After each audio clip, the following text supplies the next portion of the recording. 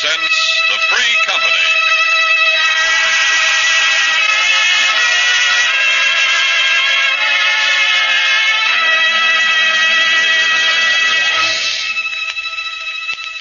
For what avail the plow or sail, or land or life, if freedom fail?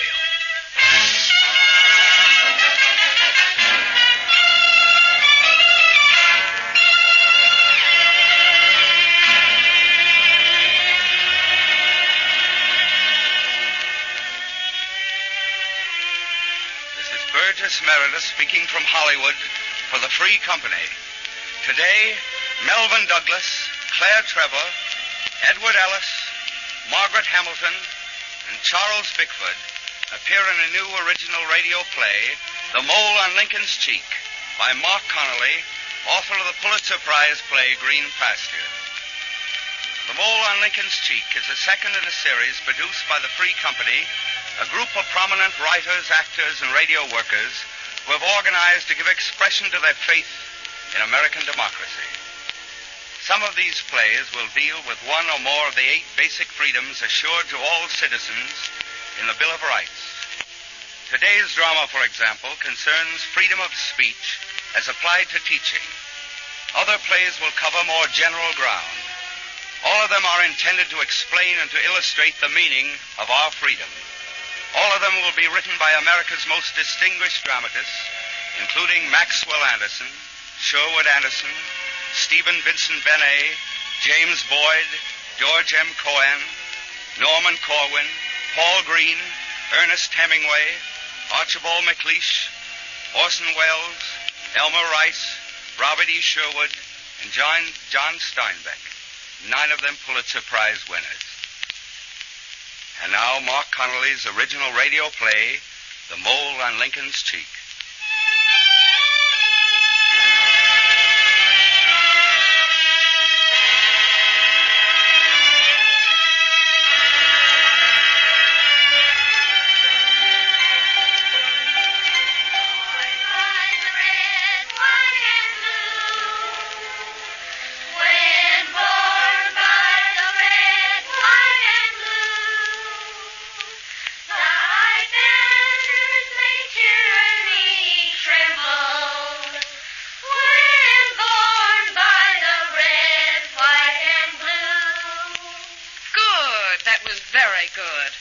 Children, stay in your seats. The bell hasn't rung yet.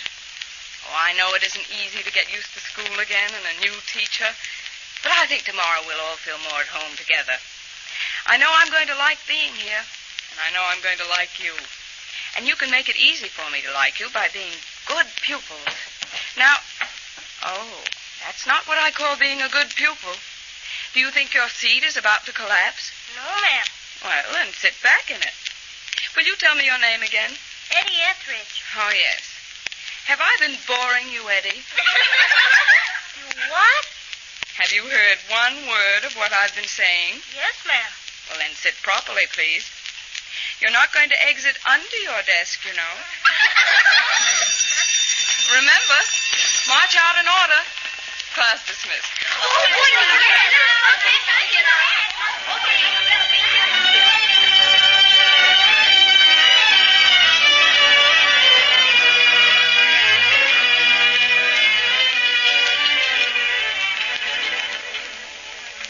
More pie, Mrs. Roberts? No, thanks, Clara. Is that your light? Oh, no more, thank you. It was delicious, though. You want some, Mr. Roberts? Mr. Roberts don't want any more. I'm glad you like lemon pie, Miss Thatcher. If you're going to board with us, you'll enjoy it every Tuesday. I don't think we've missed a Tuesday in 18 years, have we, Clem? No. Well, how'd you like your Millersville class, Miss Thatcher? Oh, very much. They're unusually bright children. I guess they have to be with all the things they teach them these days. They're teaching them too much. Mr. Roberts, don't you agree there are many things children must know today they didn't need to 30 years ago? What? Well, nowadays, if they don't know more about Europe, for instance, they're not going to be able to understand and appreciate their own country as they should. They don't need to have politics thrown at them. Oh, but we've been teaching civics since they've been public schools, and Well, civics embrace political history. Are you teaching them politics in your class? No, I'm afraid the 5th grade is a little young for civics. That ain't the way the communists feel. They like to get at 'em young. There isn't any communism in your schools, is there? We've seen signs of it, but it ain't going to get very far. Now, Mr. Roberts and I usually go to the movies on Tuesday night, and if you'd like to come along... Oh, that's very kind of you, but as a matter of fact, I've already made an engagement to go. Oh, that's nice. You going with one of the other teachers? No, Mr. Hunter's going to call for me about 8. Oh, that's nice, too. You must have made quite an impression on the principal. Last year, he never took any of the teachers to the movies. Well, I've known Mr. Hunter for some time. Ah, that's so. Where'd you meet him? The summer before the war started, we were both in a teachers' group that was touring Europe. And you met him on the tour. Mm-hmm. Were you there when the war began? Yes, we managed to get out of Germany just in time. On that trip you made, did you go to Russia, too? Yes, Russia, France, Germany, and England. Yeah, I thought so. What do you mean, Mr. Roberts? I was just wondering where Mr. Hunter got some of those radical ideas of his. What radical ideas, Mr. Roberts? Now, Clem, Miss Thatcher's a friend of Mr. Hunter's. Okay. Better get our hats if we're going to go to the movies.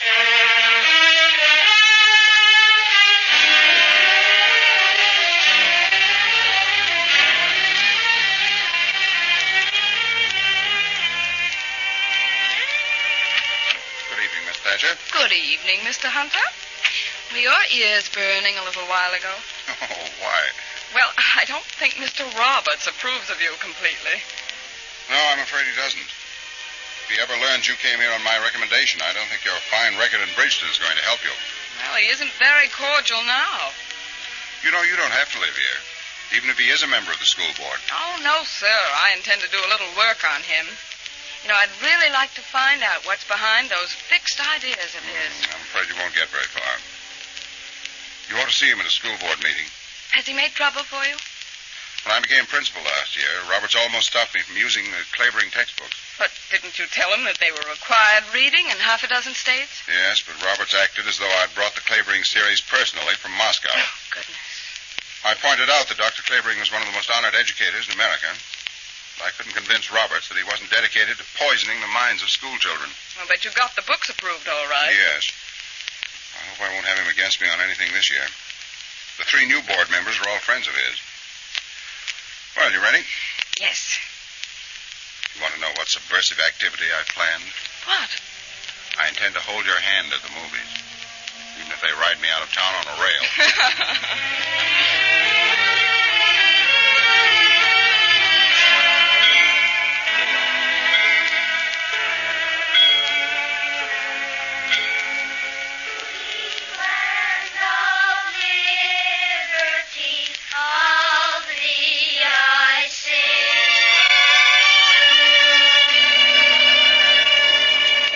Albert, 3 times 12. 36.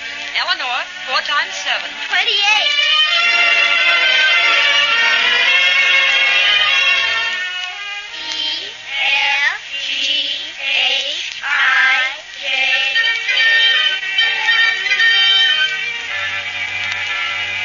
A sailor cried, "Land, land," and at daybreak Columbus saw that it was indeed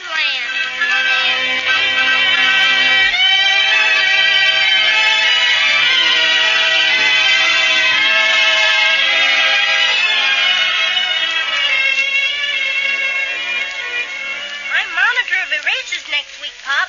The teacher wrote on the blackboard, "Eddie Etheridge, monitor of erasers." Uh-huh. That's fine. Why don't you sign the report card now, Pop? Then it'll be ready. Because I want to go over it. We've got all day tomorrow and Sunday. Is there a league meeting tonight? Why do you think I'm putting on this uniform? Well, there could be a parade. You never saw me parade at night.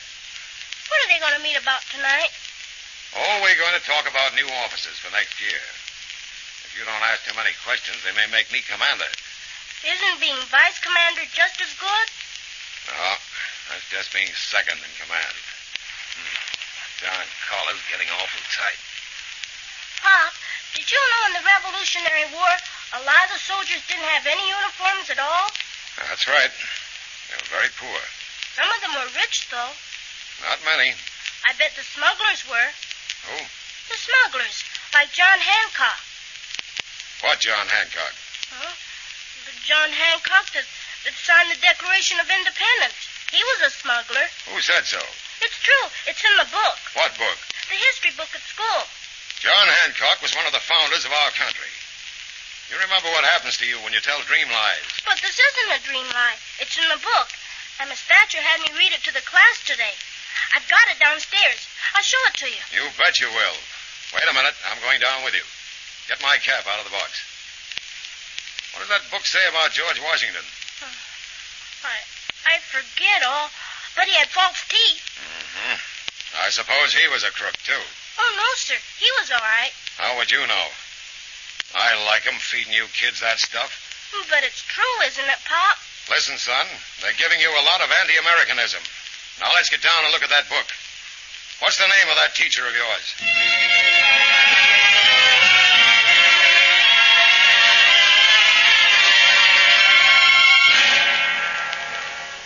I'm here to tell you that you fellas don't know what's going on at that school. When my kid got through talking, I thought he might be just making things up the way kids do. But I saw the things he was talking about printed in the book the kids are learning from. Printed right there in that book. Something ought to be done about that quick. What do you think we ought to do, Harry? I'll tell you what we ought to do. I want the American Veterans League to make a protest and send it to me as a member of the school board. I'll turn it over to the superintendent of schools Monday morning. Then we'll get action. Will somebody put that as a motion? I move that the Veterans League Millersville unit demand that the school board investigate un-American activity.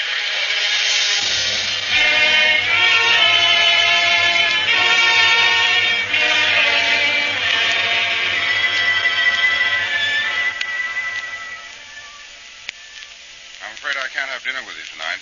Oh, why? I've got to go to a school board meeting. The witch hunters are riding again. In what direction? Toward a bonfire of the Clavering textbooks. But I thought you convinced them last year that... Now we've got 3 new members on the board. Each as reactionary as Mrs. O'Leary's cow. Put an unexpected truth in front of them, and they'll always kick over the lamp. Tonight, Mr. Etheridge promises to introduce some surprises. I want to go to that meeting. I don't think that would be wise. I'm going just the same.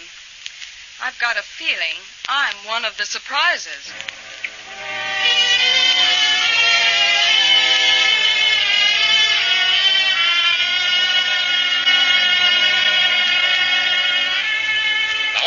Last year, the fact that some other school boards had approved the Clavering books persuaded the Millersville board to adopt them. Gentlemen, I maintain this board has had something put over on it, and that we can't repair the damage a minute too soon. Before I'm through, I think you'll decide to get rid of these books and the people who are using them for anti-American purposes. Mr. Chairman. Dr. Taylor? As superintendent of schools, I'm included in Mr. Etheridge's generalities, and I believe... I'm not including you, Dr. Taylor. I know you're 100% American. Mr. Hunter here is the man I'm concerned about. Now, I don't know whether the whole board has ever read these Clavering books. I doubt the new members have. I read them. I know you did, Mr. Roberts. And I wish I'd been on the board when you tried to stop them last year. But for the benefit of those that haven't read these books, I have a few quotations I want them to listen to. And I think they'll be just as appalled as I was by the dirty, disgusting, un-American statement this man Clavering makes. Listen to this one on page 22, book 4. In many instances, the devotion of the leaders in the fight for independence in 1776 was caused less by patriotism than by the opportunity for what today we would call graft. That's a fine way to help children take pride in their forefathers, isn't it? And look what he has to say about the Boston Massacre, one of the outrages that brought on the revolution. I quote, "The mob was at least as much to blame for the Boston Massacre as the troops." Mr. Chairman, Mr. Hunter. I'm afraid Mr. Etheridge will find that the book is quite correct on that point. You mean calling American patriots a mob? On that occasion, they really were a mob. That isn't the main point. It's the whole general attitude the books take I object to. It's the undermining of our children's confidence in the men who help make America what it is. What good is there in saying John Hancock was a smuggler? All these dirty personal insults to great men's memories.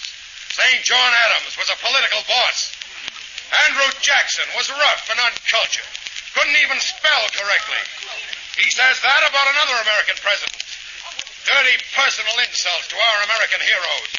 Now that's swell stuff to feed the mind of kids, isn't it? Gentlemen, if what I've read to you isn't enough to justify throwing out these books and the man who brought them to Millersville, I'm going to show you the damage that's been done already. What happens when Mr. Hunter brings his own picked teachers into our schools and turns them loose on our boys and girls? Ask Mrs. Dayton and her son to come in.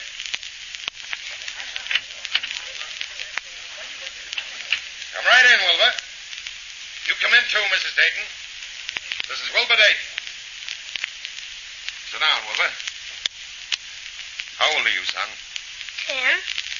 Now, I want you to tell these gentlemen just what you told me this afternoon. Well, we were all sitting there, and Miss Thatcher said, "Do you know who this is?" Wait a minute, Wilbur. Are you talking about the geography class on Thursday? Yes, sir. What made it different from any other geography class? Well, because Miss Thatcher opened her desk and took out the statue. What kind of a statue?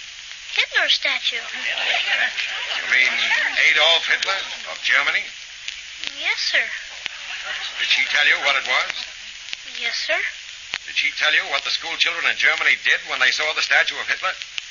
Yes, sir. What did they do? They saluted it. And what did you do? Well, she told us what a great man he was, and then we said, "Heil Hitler." All right. You can go now, Wilbur. No, he mustn't go. This isn't a fair hearing at all. I should like to question Wilbur. Mr. Chairman, this young woman has no official standing at this hearing, and I don't want this child intimidated. Mr. Chairman, I'm this child's teacher, and if I'm being included in these charges, I have a right to defend myself, too. That's substantially true, Miss Etheridge. I think Miss Thatcher has the right to question Wilbur. Go ahead, Miss Thatcher. Thank you. I was told this might happen, and I brought something along with me to show you. It's right here in my purse. Now, I want you gentlemen to look at that statue you heard so much about. I think you'll admit that statue isn't a very accurate description of it. Wilbur, is this what I showed you and the other children in class Thursday? Yes, ma'am. Would you call it a statue? Well, it's Hitler. Yes, of course it is. Do you remember what I said it was? Oh, you said it was a toy you got in Germany. Didn't I say I saw children buying them from a man on the street? Yes, ma'am. They cost 10 pfennigs. Didn't I say I wanted to show you the difference between the toys children play with here and the ones they have in Germany? Yes, ma'am. But she made you salute it, too, didn't she? Wilbur, did I tell you to salute it? Some of us did. Yes. And I'd like to show you, gentlemen, why they did. When you pull this string, you see the little arm goes up in the air in a kind of salute. Now, completely for their information, I told them that German children were led to believe Hitler was much more than just a human being. He was perfect and above all criticism. That they had to salute even this little figure of him. I know, because I saw it done. Before I said any more, half a dozen of them were raising their arms and saluting it, too. Isn't that exactly what happened, Wilbur? I guess so. You mustn't guess, Wilbur. Is that what happened? Yes, ma'am. And didn't we all laugh when you imitated the little figure and raised your arms? Yes, ma'am. When you and Eddie Etheridge said, "Heil Hitler," what did I do? Well, you laughed. And what else? You told us to stop. Well, just one more thing, Wilbur. Have you ever heard me at any time say that Germany was better than America? Or that anybody in Germany was better than anybody in America? No, ma'am. Do you remember what I said Hitler was doing to the children in Germany? That they had to obey him like mules. Did I say mules? Like donkeys. All right. Thank you, Wilbur. That's all I want to ask you. All right, you can go home now, Wilbur. Unless Mr. Etheridge wants to ask you some more questions. This still doesn't change the fact that the Clavering series is a menace to this town. And I move that we vote on the question of removing them. Very well, Mr. Etheridge. Is there any more discussion? Mr. Mr. Hunter, is there anything you'd like to say? There isn't very much he can say. It's black and white. Yes, Mr. Chairman, I think I would like to say a few words. The Clavering books were bought by this board on my recommendation. And I'm to go on record as saying that I've just as high an opinion of them today as I had when I urged you to purchase them last year. They deal honestly with historical truth. That's not the point. There's a lot of things that are true that you don't have to tell children. Mr. Etheridge, what do you believe is the purpose of teaching American history? Why, to instill patriotism. Well, believe it or not, Mr. Etheridge, the great army of decent school teachers in America want our children to be patriotic, too. But I think we have different definitions of a patriot. We teachers believe that a patriot is someone who exerts himself to promote the well-being of his country. That's Dr. Clavering's definition. And it's in the dictionary, too. You say Dr. Clavering's a muckraker. I say he's an American patriot who has written in his books not only the great achievements of our country and the men who made it what it is, but the human aspects of our history that let us see and understand as clearly as possible the living world in which the contributors to our greatness existed. They didn't live on monuments. They were human beings, some weak, some strong, some facing crises with level heads, some merely passionate, some scrupulously honest, some not. George Santayana, one of the greatest teachers America ever had, said those who do not remember the past are condemned to repeat it. Now, no one can deny that we're living in a changing world. Its social and economic orders are vanishing in front of our eyes.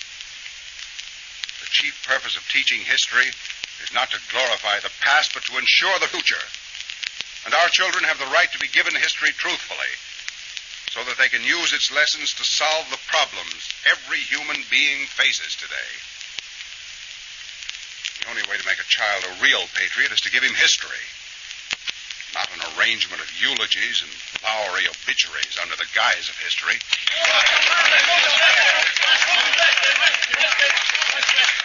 I'd like to have the floor. Go ahead, Mr. Roberts. Last year, I said the board ought not to buy the Clavering books because I'd been told how radical they were. Well, this year we've got a very bright boarder at our house, that Miss Thatcher you just had up. And I'm here to say that in the last couple of months she's opened my eyes, and so has Mr. Hunter. And I ain't ashamed to say that when I said we oughtn't to buy the books because they were communistic, I made a darn fool of myself, and I ain't going to do it again. I'm behind Mr. Hunter 100%. What you told me this afternoon, you'd back me up. No, I didn't. I just said I'd be here and I'd have my eyes open. Harry, I don't want to get into a fight with you. I just want to ask you this. Has Mr. Hunter convinced you you're wrong? He hasn't convinced me this Clavering isn't a muckraker. Then you're even dumber than I was. Can't you see that you're the muckraker? What are you talking about? Just because I'm American enough? Now, wait a minute. You'll have a chance to answer me when I get through. These Clavering books don't insult and cheapen our great men. You're doing that by implying that they weren't big enough to survive a comparison of their faults and virtues. Now, let me show you what I mean. All our lives, we've been used to seeing pictures and photographs and statues of Lincoln with a mole on his cheek. Right here. And if any painter or sculptor dared to show us Lincoln without that mole, there ain't nobody over 8 years old in America wouldn't say, put that mole back. We know it don't make him look like a movie hero, but he didn't happen to be a movie hero. So you put that mole back, because that's the way he was. It makes him realer to us. We want him tall and lanky, with big knuckles, and forgetting sometimes to have his pants pressed. We know Lincoln pretty well. We ought to know America just as well as we know Lincoln. Now, if it's parts of this history that ain't pretty to look at, let's face the facts, and then make improvements as we get a chance to. If you want to see what happens to a country that has nothing but little tin gods in it, look at Germany. School children there are being taught on your system. All their leaders are perfect, and all their histories are being rewritten to prove it. Well, you want our kids to be told about America that way? We know that everything considered, it's one of the best countries ever organized. We want to keep it that way. And that means not being afraid to learn what made it tick in the beginning and what keeps it going today. Now, it's getting late and there's a question before the board. But if you ain't convinced yet, I'm prepared to sit here all night to get it through that thick skull of yours.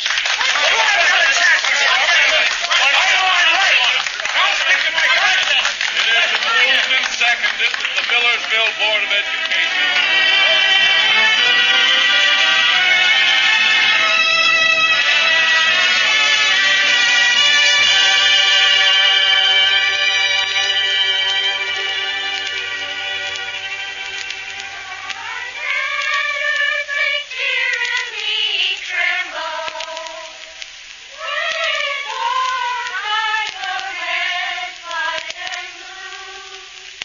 Sorry to take you away from your class. Oh, that's all right. Did you see Mr. Roberts last night? No, but I talked with him this morning. He told me how they voted. Well, we're safe for another year. Yes, darling. We'll always be safe. As long as there are Americans like Mr. Roberts to keep his eyes open.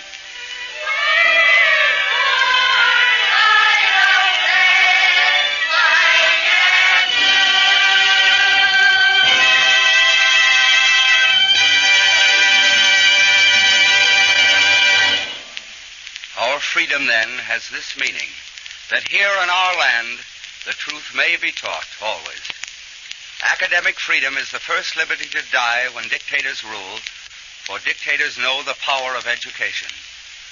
Let us, like Mr. Roberts in the play, keep our eyes open for truth. Let us resist any attempt to suppress truth or to distort it. Let us consider again the most powerful words ever spoken against the enemies of man, the lightning-charged words of Lincoln at Gettysburg, and let us renew in this threatening hour his high resolve that the government of the people, by the people, and for the people shall not perish from the earth.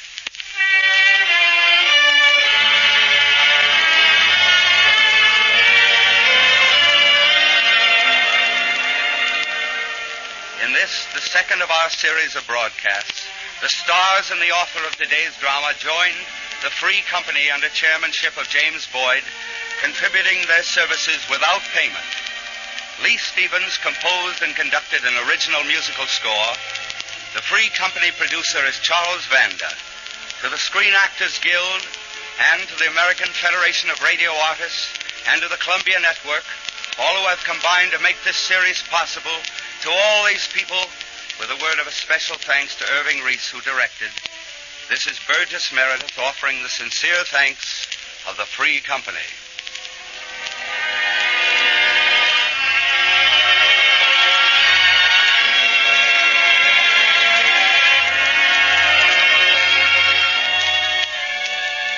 All those who enjoyed Mark Connolly's play today will be glad to know that a complete copy of the broadcast has been printed for distribution to listeners.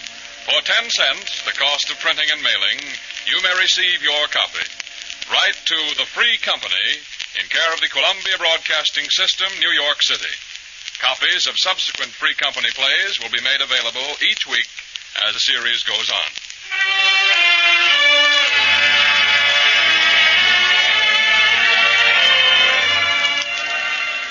All criticisms of historical facts contained in The Mole on Lincoln's Cheek are based on authentic conditions. There is no flavoring series, but you will find the names of the actual textbooks containing the controversial facts used in the play in Howard K. Beale's Survey of Teaching, which he prepared for the Commission on Social Studies of the American Historical Association. Next week at this time, the Free Company presents An American Crusader by Robert E. Sherwood, author of Abe Lincoln in Illinois and There Shall Be No Night, starring Franchot Tone and a distinguished company. This is the Columbia Broadcasting System.